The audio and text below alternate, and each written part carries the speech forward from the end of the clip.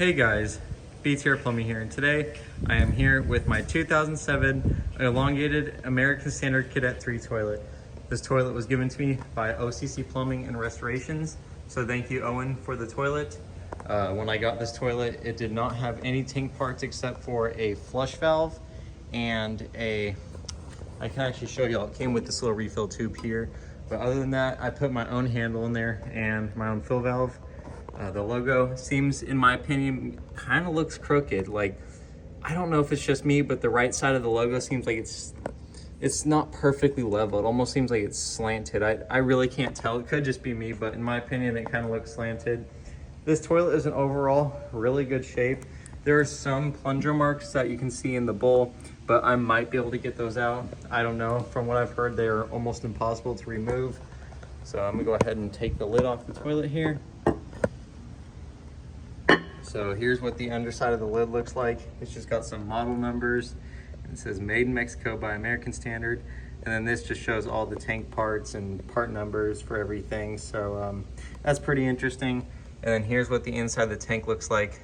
Again, it only came with that flush valve. I put my own flapper in there, my own handle, which is just a Kilgore handle, and a Corky fill valve. The only reason I put this in here is because it fills quickly. Here is the date inside of the tank. 2007. And one thing about American Standard is they like to put a lot of stamps in their tanks.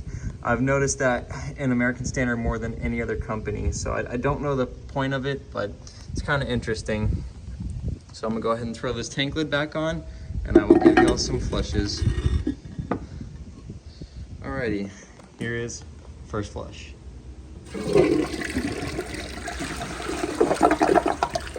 One thing I really like about these older Cadet 3s and the older Champion 4s from this generation are the giant siphon jets, and I also love the rim jets on here, and they're pretty big holes in the back, and some of them are actually slotted in the back, like about a notch that big that's slotted. This one just seems to have really big rim jets in the back. And I think the rest of them are probably all the same smaller size. Kind of hard to tell. It's not very pretty under there, so I apologize about that. But yeah, it seems like there's only just a bunch of big rim jets in the back, which is still pretty cool.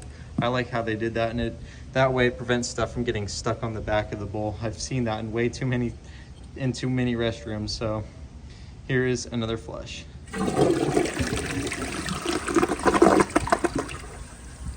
Overall, I'm not a huge fan of this toilet, but I definitely do like it. There are many other toilets out there that are way worse than this. So honestly, if this was comfort height, I wouldn't mind having it in my house.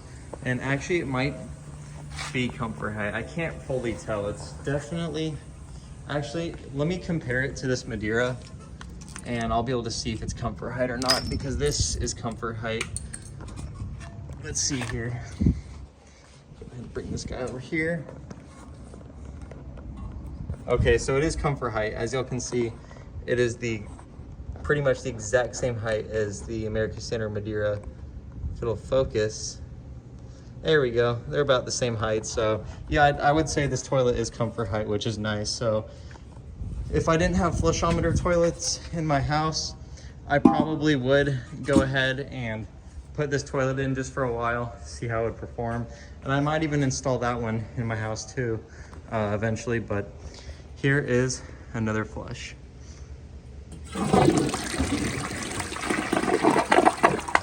I also like the really long, loud sounding siphon. That's one thing I really like on toilets, especially these types, is the long siphon, mainly caused by the big trapways. Obviously, the bigger the trapway, the more water it takes to siphon, but this is 1.6, I believe. Yeah, 1.6, so these toilets are fairly hard to clog.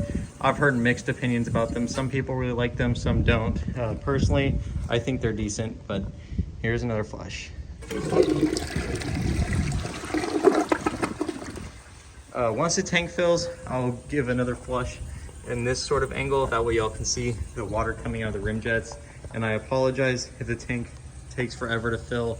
This is one of the fastest filling fill valves that I have, and it's honestly pretty quick. It's not super slow.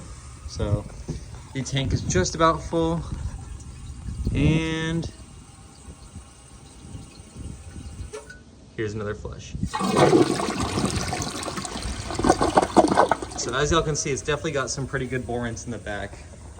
So yeah, really hope y'all enjoyed this video. If you did, please like, subscribe, leave y'all's comments down below. And as always, I will see y'all in my next video. Bye.